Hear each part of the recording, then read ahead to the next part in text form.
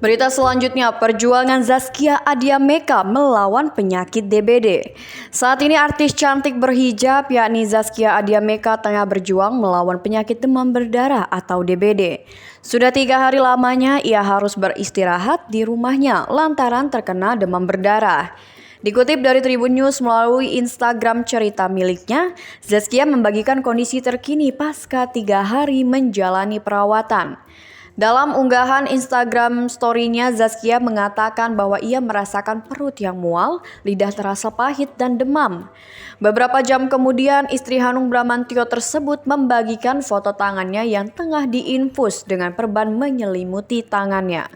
Ibu 5 anak ini mengungkapkan dalam sehari ia telah mengganti selang infus sebanyak 2 kali karena minimnya alat infus yang ia pakai.